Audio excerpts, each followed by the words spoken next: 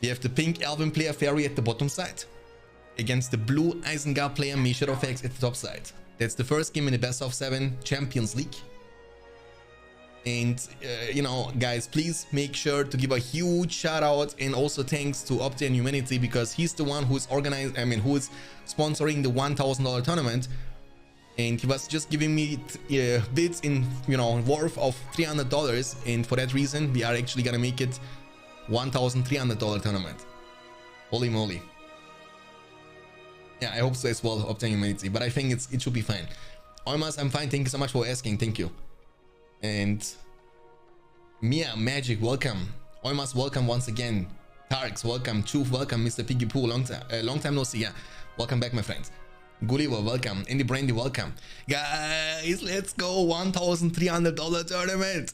I'm so hyped about this one. And by the way, the sign-ups are open. If you haven't signed up yet, it's the perfect time. We will wait a couple of weeks before, you know, we are hosting basically right now a Champions League, which will give the players the chance to kind of practice a little bit before a big tournament. And there was a suggestion from Mr. Smock, and I believe that's a good opportunity to get a warm-up for the upcoming 1v1 tournament, you know. And everybody who's participating in the Champions League, I mean, you can still sign up for it. I believe that's gonna just push up the activity a little bit more. And then the second we have 64 players collected, we're gonna jump right into the action.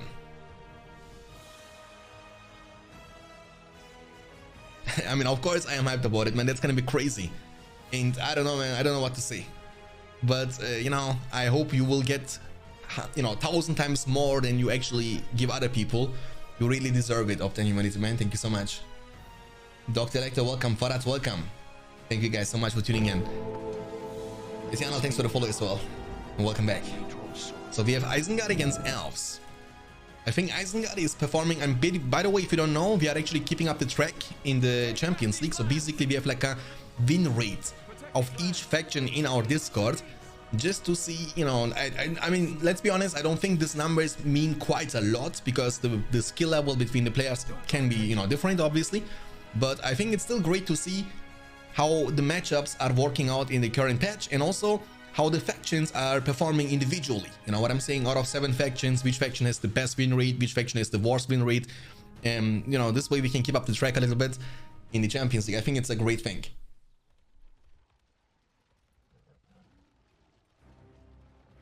It's going to be years from now, but I'm planning on the future doing a 10k tournament. Holy moly, guys. Imagine that, you know what I was saying, 2028, for example. I'm just saying a number.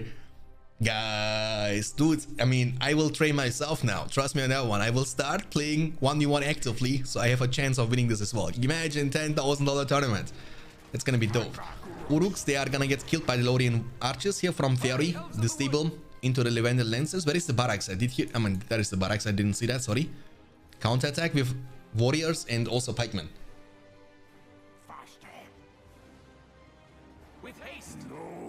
Uruks from ROTWK for the defense, and Uruks, as you guys know, are stronger than Lorien warriors. And pikemen, obviously, they are you know, weak unit against the Uruks.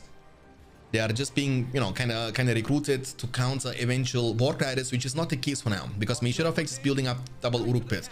That's something I think it's a little bit too greedy from ROTWK. Why? Because he has not that many command points to actually kind of keep making more units from double Uruk pits. Remember, the Uruks, they are kind of expensive units, right? They cost 400 each.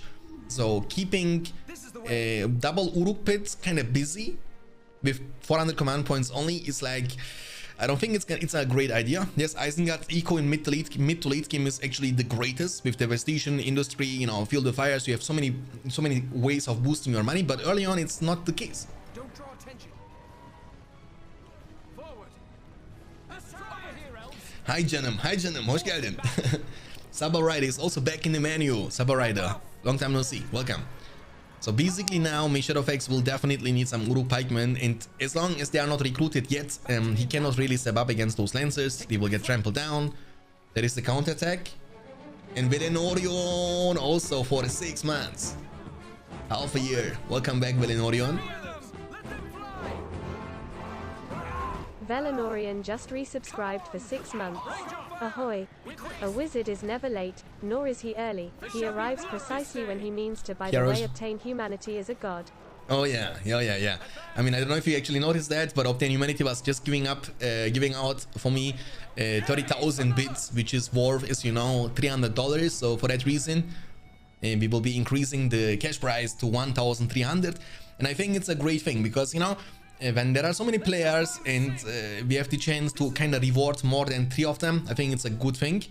This way we can also kind of give a cash prize for the 4th place, 5th place, 6th place, 7th place and stuff like that. So basically the dream would be whoever makes it to the top 10, you know what I'm saying, gets at least something. I mean, obviously the winner in the 2nd place, 3rd place are gonna get still the most money from it, but you know, it's nice when you, because the thing is, there is Mr. Smoke, there is obviously you know, Ave, Sauron. There are very great players. They will be hard to beat in the tournament, and that can be kind of scary a little bit, you know. And for that reason, I believe, you know, when you go to the top 10, which is doable for almost everybody, you can get still some money.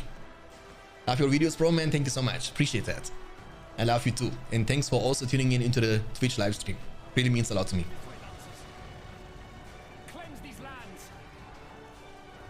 Yeah, Fairy is a pink guy, you know, pink guy. Pinky. Okay, the creep secured. 2 power points collected, 400 command points available for the Isengard faction, and 500 command points and 4 power points collected for the Elven faction player Fairy on the right. So Fairy has kinda the control of this game for now, and I believe from that what I've seen, and that's literally the first time I'm casting a Champions League. Other games were casted by Verenorion the other 2 days, and from what I've seen in the statistics, Isengard has the worst win rate. I believe they won like 1 game and lost like 4.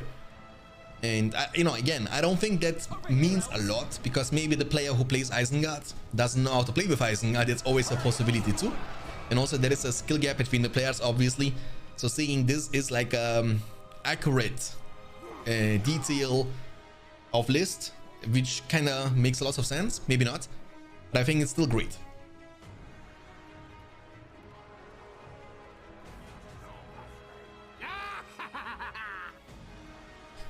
If we get a lot of people, I would like to do 2v2 or 3v3. Yeah, I mean, it would be awesome.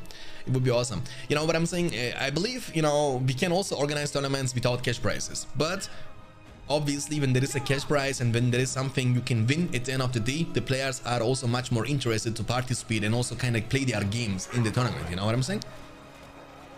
And, you know, I think 2v2 is great, 3v3 is great.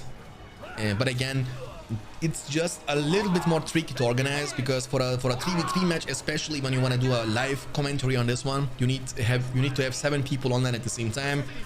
And as you know, Obtain Humanity, in the BFME scene, there are many people from very different time zones. You know what I'm saying? The one guy is living in US, the other guy is living in Russia, the other guy is living in you know, like a Western European country. And the time zones are tricky to actually organize those games, especially during a week time. And trust me, like, I've been doing this now for many years, like 3 years, and you know, getting like 4, 5, 6, 7 people online at the same time can be quite challenging. If a pikeman, he is actually fighting against the, I mean, he's trying to defend, but look at the minimap in the meantime. You see that? So the pink Elven player is expanding extremely nicely. Like, he has a great amount of map control, 625 command points against only 300. So Measure of X is really struggling in this matchup. And once again, you know, once you reach the mid game with Devastation, Devastation is such a great tool. Even though I believe it was nerfed, the amount of money you can take now from Devastation is a little bit less than in the previous versions, but it's still great because it gives you the money instantly, which gives you the chance to either invest it into building more furnaces or into recruiting a hero like Lurks or Sharku. You know what I'm saying? And then once you get past that and you get Fuel the Fires, you know, and then that's the time for you to shine money-wise. You will grow rich and you can actually maintain even 3 Uruk pits at once. And get heroes like Lord, Saruman, you know, Sharku, Wormtongue, the best hero in the game. 350 command points. I mean, Measure-of-X is a player, he likes to fight until the very end, but this game is definitely not looking great. He has Sharku on the field. Sharku is a very effective hero against the Elven faction because of his splash damage. And remember, the Elven faction is a faction that relies on Lorien Archer spam. So basically, if you can get Sharku inside the genes, you know, and he will get a chance to show his quality by hitting a couple of times, he has the chance to crush the entire Elven army. in a couple of seconds. We have now Mirkwood archers up on the field, pikemen. May I ask you, Optane, how old are you? Because you said you are an old player. I mean, old player doesn't mean that you need to be an old dude now, but I'm just curious. I guess Saruman is the win con versus Elves. At 24, you are a young dude. Come on now. You know, when you say I'm an old player, I feel old. You know, I'm 31, dude, by the way. I'm 31. 300 command points now for Isengard. 850, holy moly. Mirkwood's on the field. Look at this campy situation. That's literally the worst thing that can happen to you when you play against Elves. Like the campy situation in which, you know, the Elven player is camping in front of the opening of your double Uruk pit. So you gotta fight this. You cannot let them kill your units the second they enter the battlefield. Sharku, as mentioned before, is doing a phenomenal job in this situation, and there is only one single pikeman. So with that, I mean, if the Uruks can manage to get to the backline and kill the pikes, Sharku can clean this up no problem. Sharku is a very tanky hero against archers too. So you need definitely a couple of pikemen to be able to fight against them. Map control fights, but Fairy has definitely still the control of this game. However, you know, ROTWK is kind of able to hold himself for now. Hopefully, he will get the time he needs to be able to get back into the game, as he's losing a builder. That's, of course, not very helpful, losing a builder like that. I was like 30 when I played. We will defend the Elven lands. Lancers, ready your horses. And yeah, there we go. GG is gonna be called from ROTWK, and that's a loss for the Isengard faction in the game number 1. But it's okay because it's a best of 7 at the end of the day. And also Fairy actually is a Goblin main player. So Fairy likes to play the Goblin faction the most. We have the blue Dwarven player, ROTWK at the top side, against the pink Goblin player, Fairy at the bottom side. So, I mean, that's a very great map actually for both the factions, like Dwarves and also Goblins. They like to be on big maps. I mean, potentially even more for the Goblin faction, to be honest. But also for Dwarves, because the way the networking system works with their mineshafts and also tunnels is a pretty nice map, because that's a huge map, right? So look how big this map is. You can hide multiple tunnels on each side. That's why I believe these signal fires in the middle of the map are very valuable for both the players.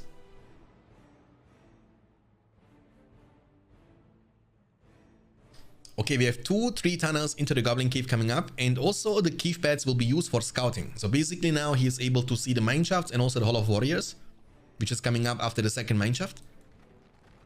And what is important in this matchup, I believe Dwarves, they need to kind of play a bit more slowly, because the mistake I've seen Dwarven players making most of the time is like they have like the feeling, oh, I gotta make a move, I need to attack now in the first 3 minutes, otherwise I lose.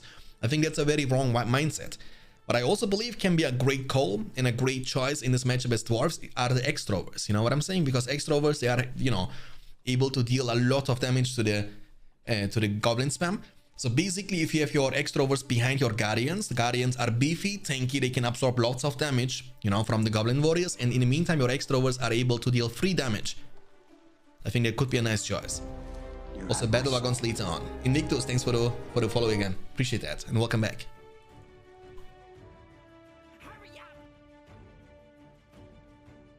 What's with the Scottish ROTWK being bullied in Rise of the Witch King? Dude, it's only 1-0. It's only 1-0. Ferry back to hometown Goblins. Yeah, exactly. And also on a Goblin map, like, you know, Jungles of Fararat, which is potentially the best map for the Goblin faction. Guardians. And now he's building the archery range. That's what I was expecting. Because of Extrovers, they are great in this matchup, definitely. And also the difference, I mean, you know, you can kind of argue about Extrovers being like an archer unit, but I believe in most situations, especially in this matchup against Goblins, they are even better than archers. Now, you might call me crazy, but hear me out. They're also dealing crazy amount of damage to the structures, right? Archers, they cannot deal any damage to the structures unless they have fire or purchase, but that's something which will definitely happen in the very late game, right? But Extrovers, if they get the chance, they will also take down the enemy tunnels, the enemy Goblin Caves, the enemy fortress even.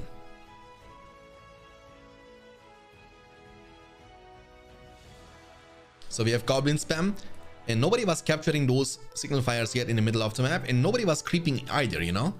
So every creep is still remaining on the field. Every neutral, you know, kind of building structure is still uncaptured from both the players, and ROTWK is kind of trying to go for a sneaky attack. He was kind of having this build around this side, but the build is getting bullied. Remember, the Goblins are the fastest units in the game, fastest infantry units at least. And he was barely able to get away with the builder, who is now getting into a mineshaft. This might actually be cancelled because there is no reason of you building 2 mineshafts next to each other. You barely get any value of that. You know, you don't almost get any money from it. Extroverts up on the field against double. That's the thing you don't want to do though. Ideally, you want to have like a front line. You want to make sure that you have either pikemen or guardians in front to absorb the damage, because extroverts, they are not very tanky. So you don't want to leave them on an open tablet, you know, for no reason. Oh, rallying call has been used. I don't know about that. I mean, he was only buffing what, 1 guardian and 1 pikeman, and they are still so far away from the main castle, main fortress, main area.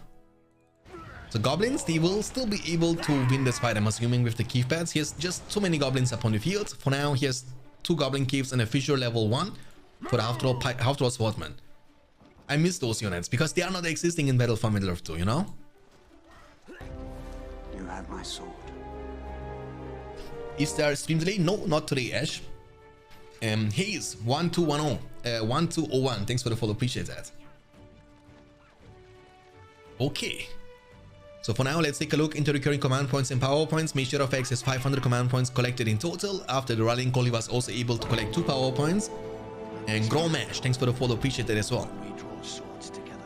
Let this be the hour when we draw swords together. 500 command points also for the goblin player Fairy. The same command points, the same power points. It's like looking in the mirror. You have my sword.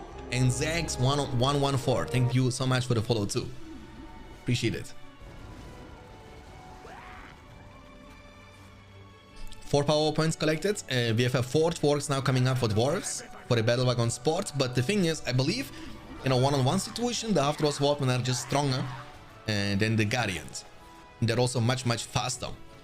And they have also charge attack. I mean, similar to the Guardians. Remember, they have the charge attack, Guardians have it, and also the Black Numenorians have it from the Angmar faction, which gives them the chance to trample down the enemy lines. And also the charge will give you the same buff like you would get from the War Chant. However, remember also in Rise of the Witch King, unlike in Battle for Middle-earth 2, you can have only 1 buff and 1 leadership active at the same time. So you cannot use charge. I mean, you can, but it doesn't do anything for you if you use charge attack and also War Chant them at the same time.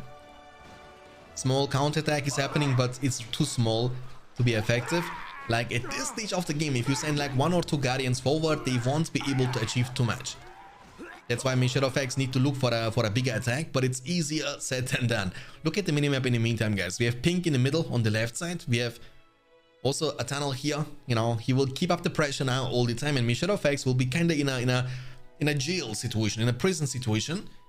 He will not be able to move out anytime soon, and defending only is not a situation you want to find yourself in this matchup against Goblins as Dwarves.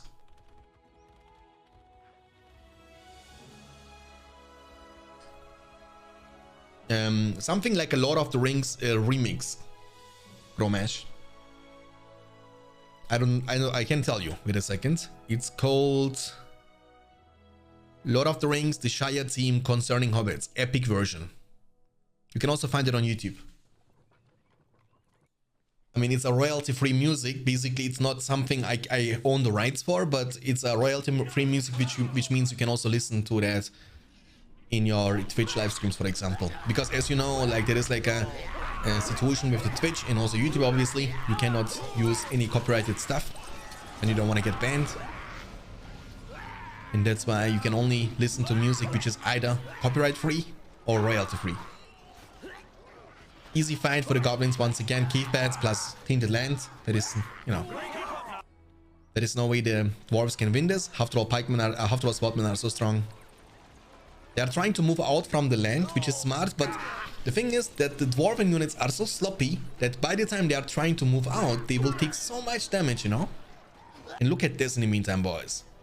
Holy guacamole. What is this? I mean, big fiesta. Like, big attack. Trust me, Shadow Fangs doesn't have fun defending against so many units. Any Brandy is Andy-san? No. Any Brandy is any Brandy. It's like when I say, is Saborida Velenorion? You know what I'm saying? It's a different person. You know, Saborida is acting like there can be only one Andy. You know what I'm saying? There can be only one guy who's named Andy in the entire Battle for Middle-earth world. 4 power points collected, 800 command points available for Goblins, and 525 only for Dwarves. 8 power points collected after the rolling call. And yeah, I mean, by the way, the command points from Goblins are without any tunnel expansions around, battle expansions around the fortress. So every single one of these command points is actually from actual tunnels, which is pretty impressive. And Fairy is back on the menu, boys. I mean, Fairy, I told you guys, you know, he might not play 1v1s every single day, but he's a player you should definitely not underestimate. He was participating in many tournaments I was hosting. He will also participate in the upcoming $1,300 tournament. And players need to watch out. Fairy is definitely a player who knows what to do. Good evening, can stick around but wanted to drop in and say hello and have fun. Thank you so much, Big C man. It's always a pleasure to see you in the chat. So how are the Dwarves in 8.5? Do they still have lower win rate than friends in Slovakia? No, actually they are doing exceptionally well, to be honest with you. I mean, again, there is like a list in our Discord which is called faction win rate, and you can see yourself. I mean, they are doing really good. But again, you know what I'm saying, the matchup between this faction and the other faction kind of depends also on who plays the faction first of all, and also on which map. This map is so good for Goblins because there are so many ways you can expand and put pressure and be annoying.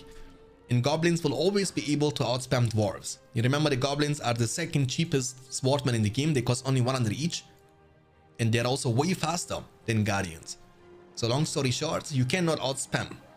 So the only bad Dwarves have is like a group, a big army with like 3-4 Guardians, 1 Pikeman, 1 extra, 2 extrovers, and go for a big push and try to do as much damage as you can.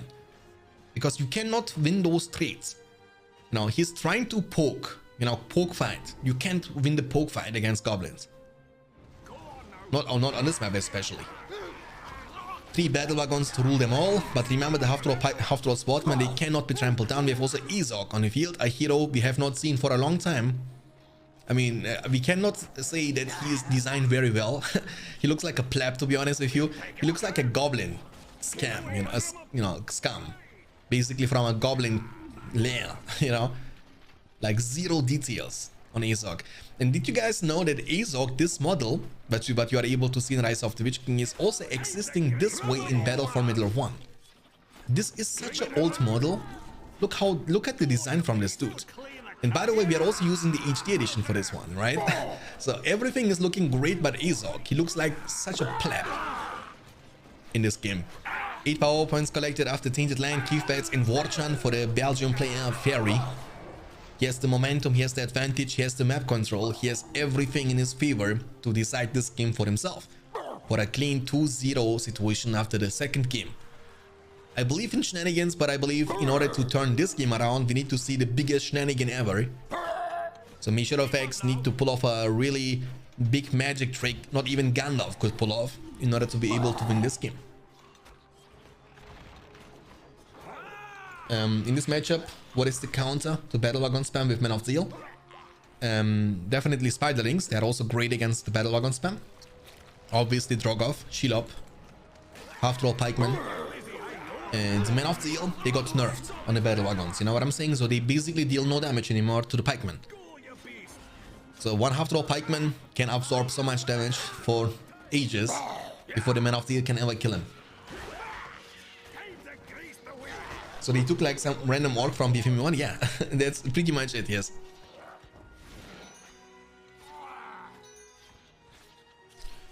They can change Azog's skin, of course they can. Of course they can do that, but I believe Rise of the Witch King is trying to not focus too much on the graphics, you know what I'm saying? We are this time on a beautiful map, Sakura Forest, for the game number 3. We have the pink Goblin player Fairy at the top left side against the blue sneaky little hobbit says ROTWK at the bottom right side. 2 furnaces coming up for the Isengard player, and we have 2 tunnels coming up for the Goblin player. Oh my god! Hey, my dude. How are you? Long time no see.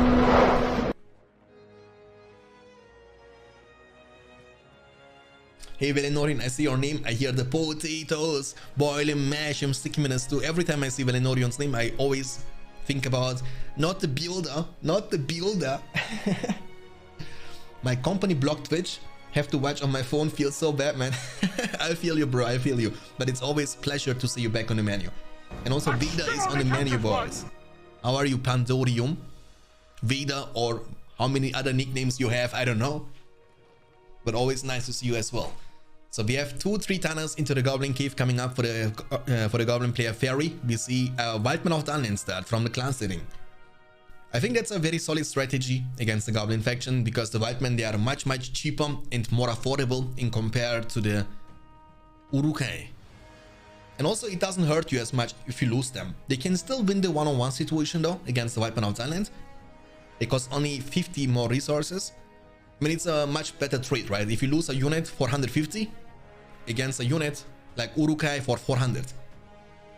I mean, finally, after watching you on YouTube so much, I made your Discord for your him, and thank you so much, dude. Stride95, always, you know, thank you very much. Really means a lot to me.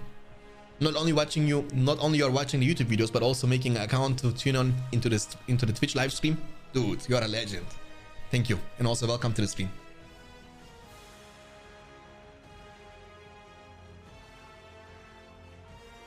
And one question, Shanks, the maps for the tournament, I only need to copy paste them in my map folder? Yes, sir. Yes, sir. So basically you need to download the RAR file.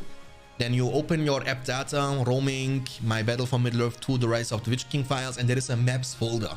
Then you need to put the RAR file in the maps folder and extract it, Caesar.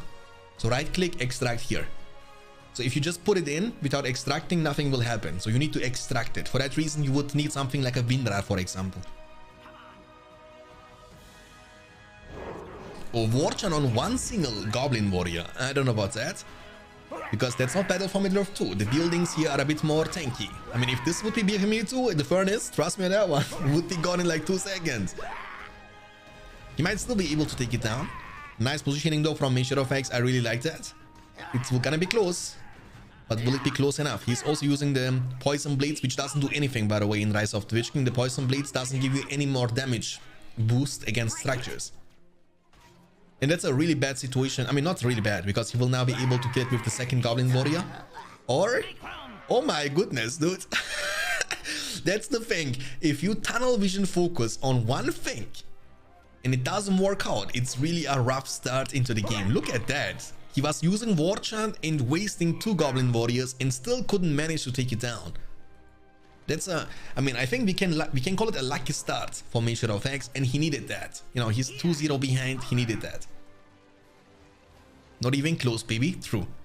We have, after a couple of minutes into the game, ROTWK, the Isengard player, has 400 command points in total. He's still holding his Cribine. I believe he's gonna use it either for like a push to make the enemy units deal less damage and also become less tanky. The Wildman of Dunland, they have also the chance to purchase the torches for 200. Which will make them still cheaper than ROTWK. And remember, the torches, they are acting like almost like a siege hammers from the Guardians. So basically you get such a huge boost against the structures, that's kind of crazy. Oh, he was finally able to take it down. Okay, I mean, like with a third rotation now with the Goblin Warriors, he was finally able to do it. So one Wildman was able to sneak through, but I believe the Goblin player is paying attention. He's like, no sir, you are not able to touch my tunnel today. Don't touch my tralala. Goblins are getting one shot. Yeah, I mean, obviously, because they were also using an aggressive stance, right? Which makes them lose damage, lose armor. So they lose 15% armor of that. Versus when you use the normal stance or even the all ground stance, you would become a bit more tanky. But again, you know, Goblins, they are not supposed to be tanky, right? That's like their advantage is of spamming them. You can spam them, they are fast, they have poke damage with the poison, they can deal damage over time. And they are not supposed to win a 1v1 situation against anything but orcs eventually, right? 450 command points for Isengard and 500 for Goblins. The Cribine was used, the Uruks are still quite healthy and they are beefy, you know, when they use the shield wall plus the whole ground stance, they are holy mo, they are gonna be tanky. And I remember the time before actually Rise of the Witch King, I believe it was in the version 8.2, before they came up with the armor fix. So basically, like in the version 8.0, if I'm not mistaken, the Gondor soldiers from the Men of the West faction and also the Uruks from the Isengard faction, if they would use hold down plus the shield wall, they could be so tanky that they can absorb like 10 tramples from Gondor Knights, for example, right? And also the pikemen in the porcupine formation plus hold ground stance, You know, like you needed like one minute with like 5 archers shooting them down to be able to take them down. Then they came up with the armor fix, which kind of reduced the amount of armor you can stack, which makes them a bit more, you know, kind of, you know, less tanky, I guess. Lots of goblins, and that's the thing, you know. So you see Son Goku, that's the thing. You are not supposed to play a 1v1 situation. You play like a 8 versus 1 situation. They cost only 100 each. So, you know, Uruks, they cost 400. The tunnel will be eventually taken down.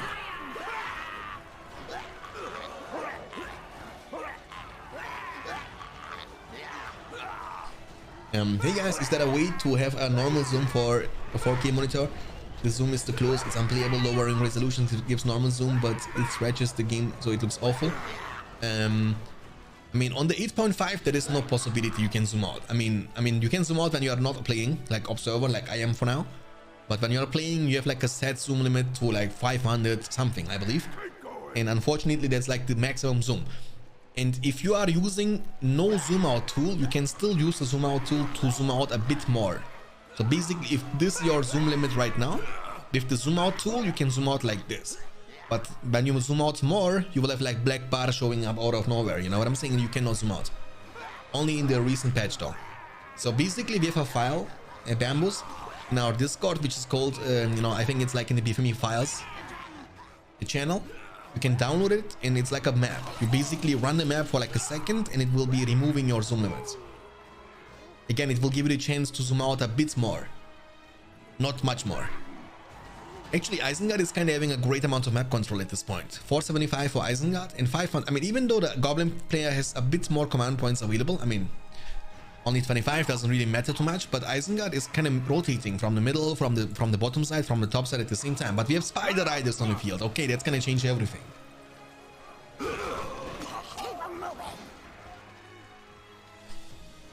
Oh man, oh man, oh man. There is no counter to that, and we have Sharku. Oh, Sharku is a counter. The builder, not the builder.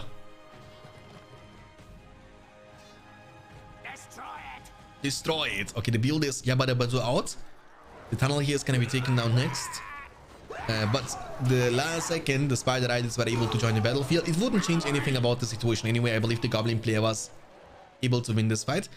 The rubble is going to be eventually saved. Yeah, that means the building is going to be able to rebuild itself over time. But the thing is, if you lose a level 3 building, for example, and your opponent wasn't able to destroy the rubble, when it's rebuilding itself, it's going to be still only level 1.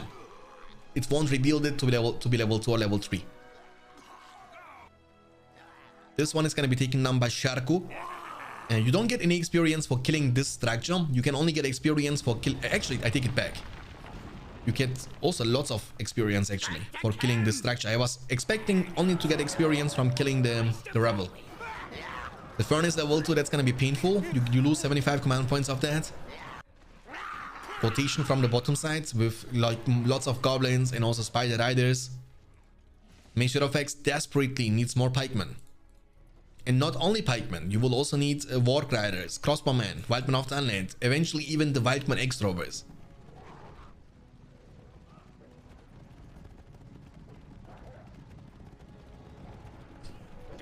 Yeah, I believe when you change the resolution to like more than 1920 times 1080, it's gonna just zoom in a bit more. I believe that's like about your zoom level too, because the game wasn't meant to be played on such a high resolution, you know what I'm saying? Like, remember, this is a game from what, 15 to 20 years ago, and back in the day everybody was playing on 4 to 3 monitors, you know what I'm saying? Maybe that's, I have seriously no clue. I'm using 2560 to times 1440 monitor, and you know, on default it's like that for me. That's my default zoom. But I'm assuming if I would use 1920 times 1080, it would be like this. If I would be using like you, like a 4K, it would be like this, I believe. The furnace here is going to be taken down.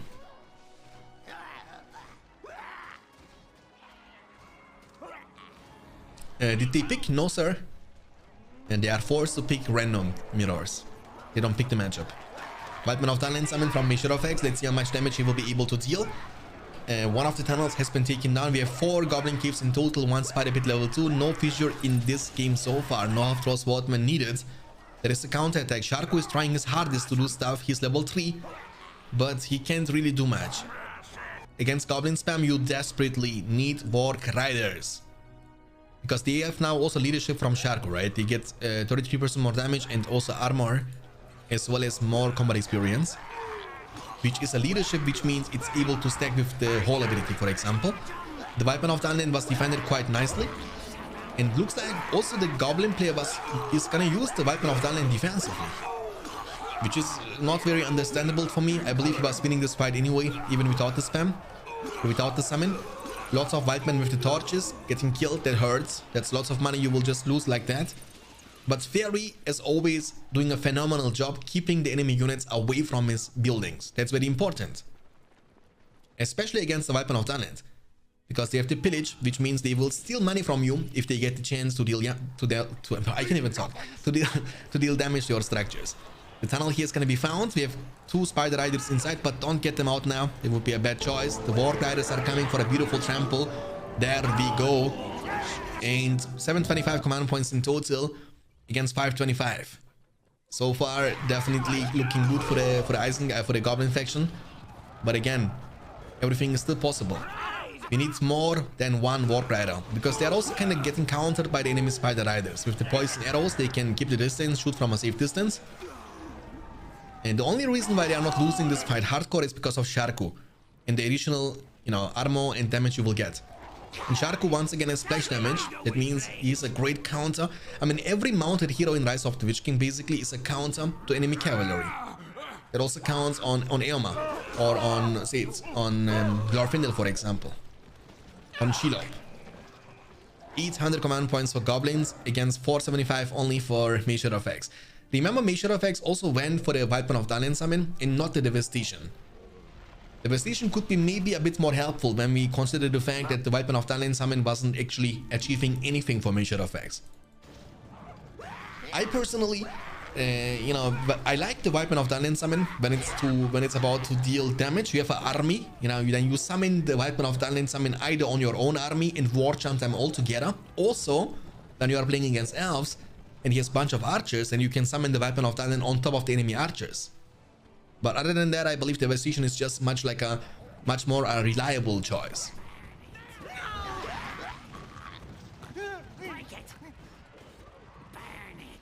Hey, Power Potato, welcome. 9 power points collected for Measure of X and 4 power points after the Weapon of the Unland for Goblins. Actually, Measure of X is able to win the power point fight.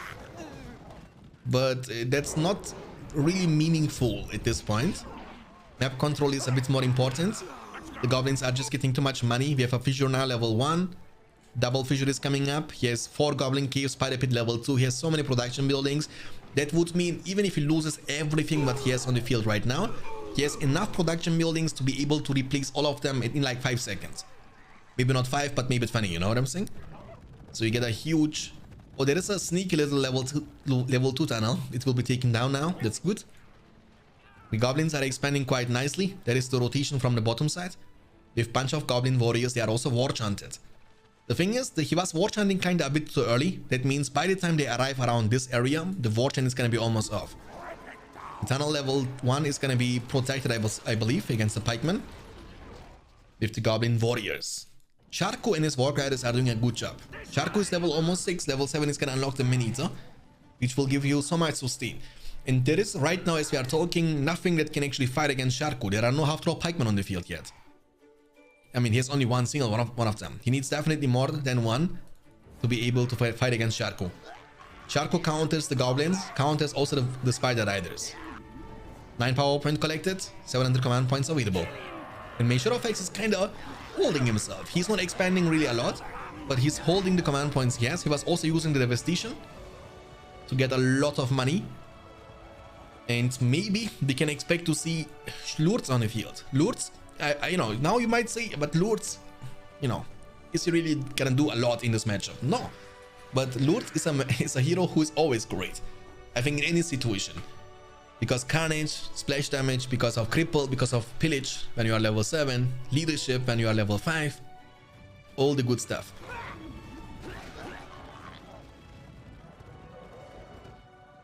Five power points collected after the Devastation. So he needs like 10 more for the 15. The tunnel here is going to be taken down. Warchant has been used from Mishirofex on like one pikeman and one wildman of Dunland. I don't think it's a great call, but he will be able to withstand lots of damage. I mean, the Porcupine Formation, Warchant, and Hold Ground Stance, they are quite spiffy and tanky. And I believe Mishirofex just trying to keep them away from his own side, while pressuring also with the War Riders from the bottom side. 6 power points collected after the devastation. Fairy on the other side is now the Spider Ally summon available from the spellbook. He's going for a big attack. Warchant is almost back up. So basically, if you would wait for the Warchant... Hey man, thank you for the 100 bits, Caesar. Appreciate that. Really means a lot. Thank you, thank you. I want to send a greeting and my thanks to the friends of Discord technical support for their work and their patience. Thank you. I mean, we have an amazing technical support, especially Luca. He's the GOAT. He's the, you know, the battle formula of guru. He knows everything about every single arrow you can actually have. So huge shout out to Luca, who is always helping out our new members. And also today we got the 7,000 mark. So we have right now 7,000 people in our Discord, which is pretty awesome. Me and Rick will be ready after this game if you want. Sure. Yes, sir. We can do that. Gladly, we did, huh?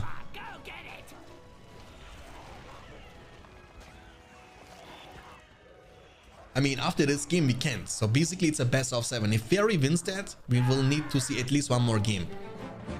Holy moly, Mr. Balin, that's coming surprising, my dude. Mr. Balin in the building. Mr_Balin just resubscribed for 2 months. Ahoy. Hey, love all players but Papanoki is so nab. Hey man, thank you so much, Mr. Balin. For the second month now. Holy moly. Eyvallah kardeş. 775 command points for Goblins and 450 for Isengard. Huge battle. War Riders, they are actually kind of ignoring the fact that they are being attacked. We have now lots of summons here with Wildman of Dunland summon, and also the Spider was summoned before. Warchant is on cooldown, but that's a huge force. Wildman of Dunland will be now special summoned from the Isengard play for defense, but they are surrounded. They are getting trampled down. Hinted land for the leadership, for the buff. And now the commitment against the enemy fortress. Oh Balin, I love you, but you don't. This made me so sad. A bit. Oh, that was a nice one. Papa Nodi, also known as Falcon. 2,000 resources. I mean, Goblins are rich, right? They have 750 command points. I mean, look how many production buildings he has. He doesn't want to commit on the fortress. Why not? I think he was dealing already a great amount of damage. The level 3 furnace might be a great target too. The Whitemen are still remaining on the field. And War Riders finally, I mean, I don't know why he wouldn't come with them at the first place. Why would you let him take this many structures down? That doesn't make sense. Trampling. The level 3 furnace, can you save it? I mean, it's tanky, by the way. And it's also able to shoot you down. Looks like he will be able to save it for now, but, you know, Isengard is actually at 550 command points against 800. And look at that, dude. That's crazy. Like, so many furnaces now getting killed one by one, and Isengard keeps losing furnaces, keeps losing command points, keeps losing the map control. Too many units to deal with. Like, extremely snowbally faction, the Goblins, you know? They can snowball so extremely hard. And once again, in the tournament, in the Champions League, so for now, Isengard is the worst performing faction so far. I can also show you guys the list if you haven't seen it yet. But that doesn't look good for now for Isengard. That's the second game they lose also today. Sharku is level 8. I mean, remember the first game they lost against Elves, and that's the second game they will lose now against Goblins.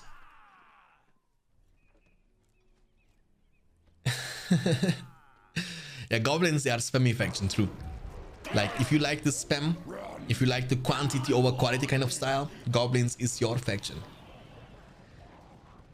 Barry, just get Drogoff, please. Yeah, Drogoff would be awesome, but I think he doesn't have money. He keeps, I mean, dude, he has 6 production buildings, my friend. Nah, 7. 3, 5, 7. 7 production buildings. Sharku is doing a lot of work, but, you know, Sharku cannot win the game alone. That's not possible. Oh my goodness. Look, 350 command points now. His command points capped. Can't recruit any more units at this point. He even covered the Tainted Land, which is similar to the enemy Tainted Land, but Isengard has to invest 10 power points for that. And this one will also give you the pillage effect. It means if you kill enemy units on your land, you will get the pillage. Like a scavenger from Mordor. Or from Goblins, rather.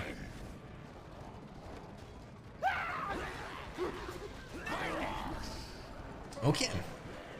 I mean, I think that's gonna be it, right? For a second, it looked like they have Forge Blades, but they have not the Forge Blades yet. I think these units are so cool, you know, these units, the Half-Draw Pikemen.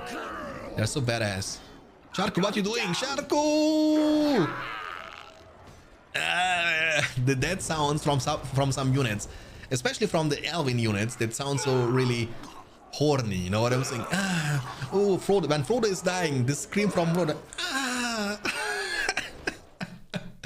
I remember many years ago, I mean not many years ago, like 3-4 years ago, I was playing, I think in the middle of the night, a game in the you know, like in the, I was bored. I was playing the Fellowship of the Ring campaign, you know, in Battle for Middle-earth 1.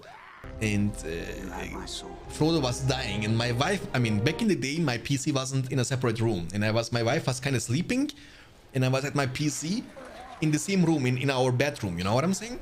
And Frodo died, and he was screaming, so, you know, my wife was speaking up, and, what are you watching here? No, by the way, no kappa. That literally happened. I was like, that's a dude playing a video game. No, it sounds like you are watching some stuff you are not supposed to watch. You know what I'm saying? Frodo's, you know, death song. It's always killing me. Raider114, thanks for the follow. Appreciate that. Spider Riders, the watch is available for Isengard. He might use the watcher here to defend. I don't know what you're saying. Yeah, I mean, don't worry about it, dude. I'm just saying, you know, that some units in Battle for Middle-earth games, when they die, you know, the sound they make, like the sound effects, you know, like, you know what I'm saying? This kind of stuff. Frodo is like, kind of having like orgasm, you know what I'm saying? When he's dying, like, you know? Frodo can't even die. That's how horrible he is. I don't like Frodo, guys. Now you can hate me all you want, but I don't like Frodo. I didn't like him in the films either, you know? I'm more like a Samwise Gamgee supporter. Samwise Gamgee was the best Hobbit in the trilogy. And also in Hobbit. Not even Bilbo can compete with Samwise Gamgee. Samwise should be the king of the Hobbits. Prove me wrong. 250 command points for Isengard. Darkness has been used, by the way. And we might see Drogoth very soon. He has 3000 plus resources.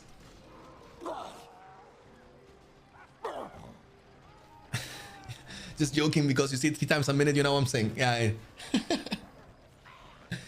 Why is he not calling it? Maybe he's hoping that Fairy is gonna lose his connection. I should train more 1v1. GG well played. GG is gonna be called from ROTWK and from Fairy. And that's gonna be the 3rd game. A hat-trick for Fairy from Belgium, 3-0. And he needs only 1 more win. We have the pink Goblin player Fairy at the right side against the green Man of the West player ROTWK on the left side.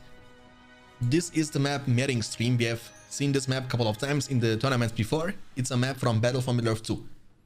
The good thing is you can use all the Battle for Middle-earth 2 maps also in Rise of the Witch King.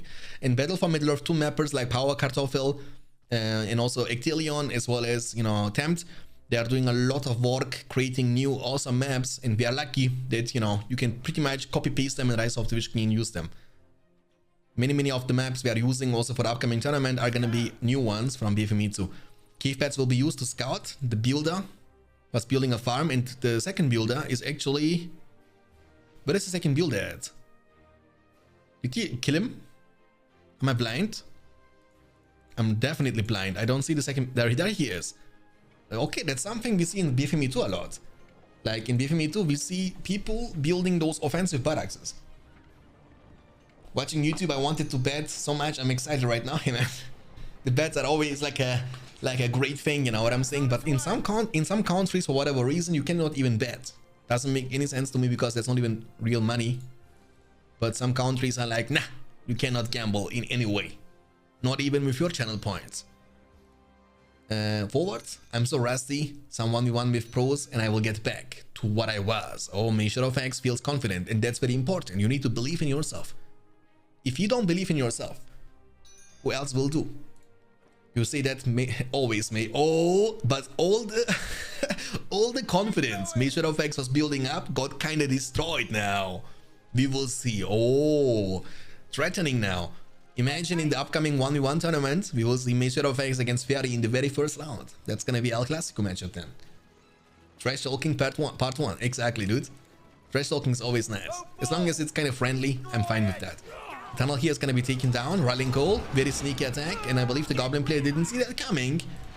And Measure of X, that's going to be nice. However, there is like one thing about this strategy, which is something it really bothers me a lot, because it's a very you know, coin flip situation. If this works out, it's great, but what happens during all this time around your fortress? The answer is you have like an open area which has zero protection.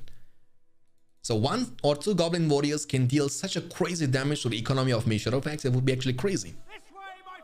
This way, my friends. They have the same voice like from the peasants in Battle for Middle-earth 1.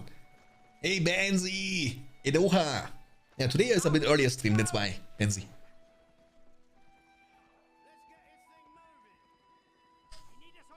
Go Impy. I will also try to contact Impy actually. I hope he has still Discord or something. I haven't seen him for a long time, but I will ask Impy for you, Benzi, if he wants to be participating in the 1v1 tournament. The build is getting in safety by building a wall up. And that is the first counterattack. And archers are not on the field yet. That means the farm here is going to be definitely taken down. So basically Measure of X is kind of focusing on this area, building a statue behind the barracks, which also grants you leadership and also fear resistance, by the way, to protect this side. The tunnel has been taken down. Big attack is happening, but Rallying Call is on cooldown. Cave Pass is available, and that's what I'm talking about. You see? Farm is gonna be taken down, farm is gonna be taken down. And also this farm eventually gonna be taken down as well. That's the thing. If you build the offensive barracks, you have no defense. Yes, in most cases, offense is the best defense, but there are some exceptions to this rule, and that's one of them. Now, this attack has to be successful. 350 command points for Goblins and 260 only for Men of the West. He has only one single farm, and this is also giving you 10 command points, by the way, if you don't know. So if he loses that, he will have 0 farms upon the field. He has to replace all the farms he has just lost. He is attacking also from the other side. The Pikes are using the Porcupine formation. The Gondor soldiers are able to win the 1v1 situation against the Goblin Warriors, and now this tunnel is going to be taken down. This one is going to be taken down as well. Actually a great situation now for Measure of X. What can be done is, once you have Rallying Call available, you can group all the units at the same time and then go and try to take down the Spider Pit and the Goblin Cave with the Rallying Call. The statue here has been taken down. The Spiderlings are trying their best now to take down the barracks. The barracks has 0 protection now, no pikemen around, and slowly but surely it's going to be definitely going down. The tunnel, the front tunnel, is also getting destroyed. Cave pads will be used to nerf the enemy units a little bit, make them weaker. A quarter of their damage and a quarter of their armor is pretty significant. He didn't even cancel the wall up. Maybe he needs to build a wall, and he needs to build it quickly. İyi yayınlar abi. Eyvallah kardeşim, hoş geldin. PSM Caspo. Sefalar getirdin. Okay, this tunnel is also going down. 3 power points collected after the Rallying Call, and Goblins have 4, almost 5 power points collected after the cave pads. 350 command points against 400, so it's pretty evenish, but losing the barracks is of course very painful for the Man of the West player, Measure of X. Like, you know, that's a very greedy start. I would not recommend you to do when you are 3-0 behind, when this is your last chance of finding your redemption. The Goblins are popping off. I mean, again, the thing is, Fairy is a one-trick Goblin player. He used to play Goblins every single time. Measure of X on the other side, he used to play Mordor a lot, but he plays whatever he gets, really. And obviously, the tournament is gonna favor the people who are spamming lots of games by picking random faction and playing whatever faction on a really decent skill level. I'm really looking forward also for the Champions League games between Irby, Mr. Smog, Sauron. It's gonna be awesome. War Chant on the Spiderlings, on the Goblin Warriors. Archers, 2 of them. Can they be enough to defend this pikeman on the field now to counter the Spiderlings? This way, my friends. Start the barrage! The farm is going down.